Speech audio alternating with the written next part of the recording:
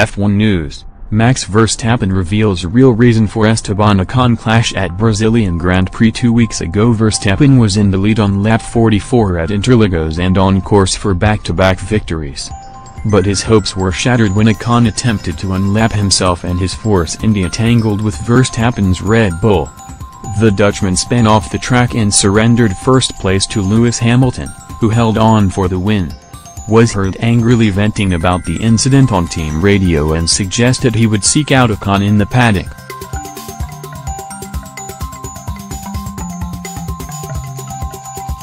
Footage later emerged of the 21-year-old pushing Ocon at the weighing scales, having exchanged furious words.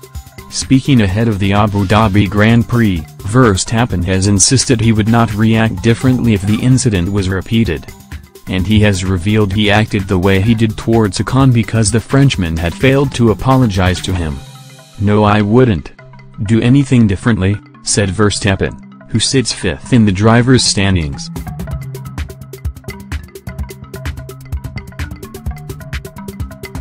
"From my point of view and how I look back at it, I just passed Lewis for the lead. This season it has been a lot about tire management. So as soon as I got into the lead, I was just cruising to save the tires. Somebody comes out of the pits and has fresh, super soft tires. I think it was at the time.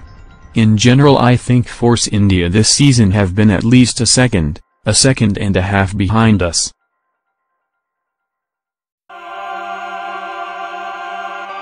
Yeah, for 2 laps maybe you feel like you have decent pace, but the guys in the lead are most of the time not pushing flat out to get somewhere, because once you're in the lead, what do you want to do?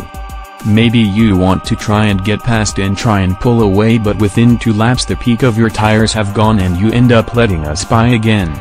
That whole process to try and get past anywhere else, you're destroying your tires in a way, so I think it's always better to stay behind and follow." Clearly that was not the case.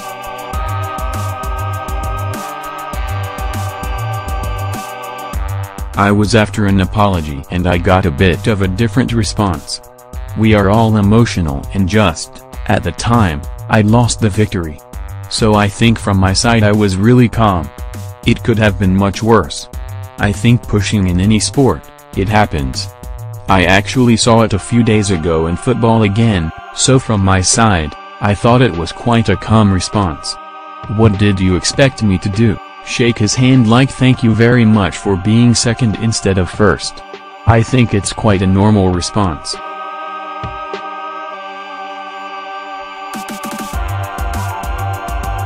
"Okay, I got my 2 days of community service with the fine as punishment, which we'll find out what we've got to do. But from my side, because you guys don't actually hear what's being said at the scales. You just see me pushing, but if you understand the whole conversation, I think it's a bit different." Verstappen will be eager to put the fracas behind him when practice for Sunday's race in Abu Dhabi gets underway on Friday.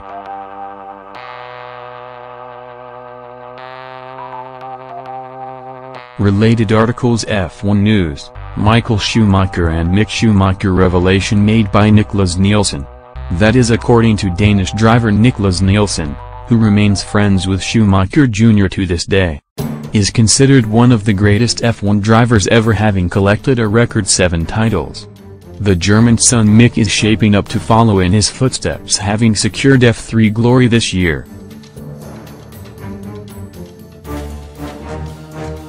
Before suffering life-changing injuries in a 2013 skiing accident, Schumacher Sr. supported Mick as he embarked on a career on racing. And Nielsen has now revealed what the duo were like behind the scenes, with his comments contrasting to previous portrayals of Schumacher Sr. Michael was with Mick around the tracks many times, so they were very close to each other until the last race before the accident, Nielsen told Danish newspaper. They had a very professional approach to everything.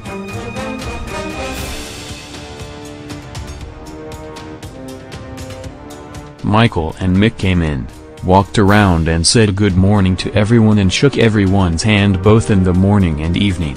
I do not think that such one as has done that. They are just some nice people. The same goes for a guy like Sebastian Vettel. Schumacher Jr.'s 7 titles came during his spells with Benetton and Ferrari. Former Benetton chief Flavio Briatore has claimed the 49-year-old might never have got his big break though. No one was convinced of Michael, Briatore said.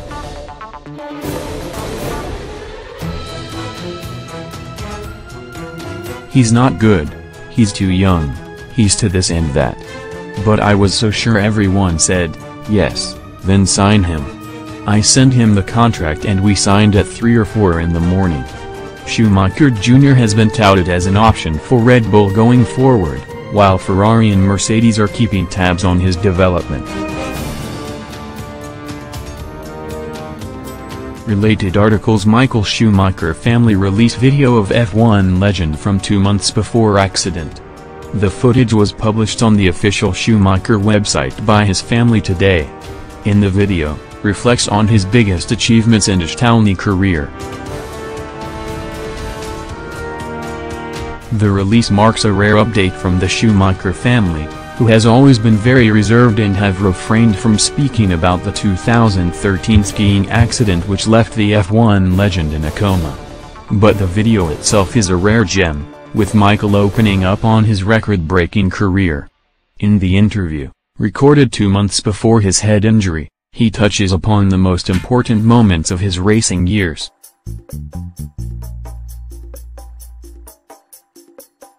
Speaking about the championship victory he considers the most emotional, Michael has no doubt but naming his first ever one with Ferrari in 2000.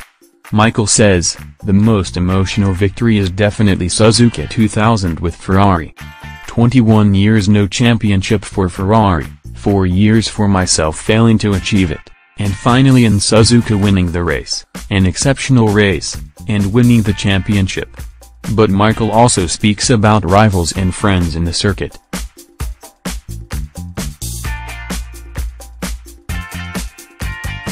Describing former McLaren driver Mika Häkkinen, the most respected rivals he has met during his career, he says, the most respected guy in all those years was definitely Mika Häkkinen. Great fights, but stable private relationship. In the young days of karting, I looked around and yes, I saw Ayrton Senna or Vincenzo Sospiri, but my real idol was Tony Schumacher, former Germany international goalkeeper and no relation, because he was a great soccer player.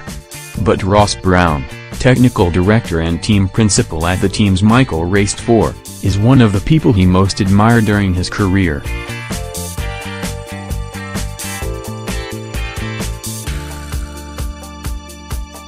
Michael says, if you go back to the various teams I have driven for, the various missions, Benetton, after 4 or 5 years building it up to the championship, same with Ferrari, we tried the same with Mercedes in less time. Is there one thing in common? I would say yes there is, Ross Brawn. Think about it. Michael raced in Formula 1 from 1991 to 2012 aboard Benetton, Ferrari and Mercedes cars, winning a total of 7 F1 championships and 308 races.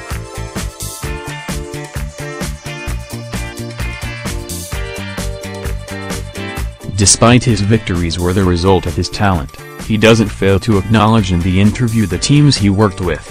He said, success, as in any situation of life, or in most I know, is about teamwork. Yourself, you do what you do. As a team, you will be much stronger. Formula 1 is a teamwork, and definitely not a one-man show. And, as he reveals in the video, Michael never let fame blinding him.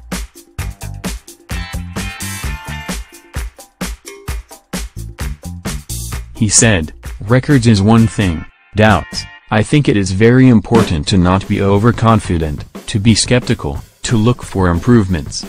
Yeah, I always felt I am not good enough, I have to work, and that was one part of the recipe that made me what I became. The interview was filmed on October 30, 2013. 2 months later, on December 29, Michael suffered a serious head injury when he hit his head on a rock in the French Alps.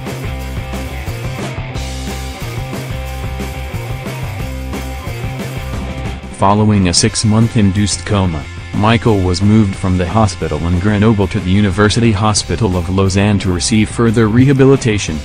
He was relocated to his home in September 2014, where he continues to receive medical treatment.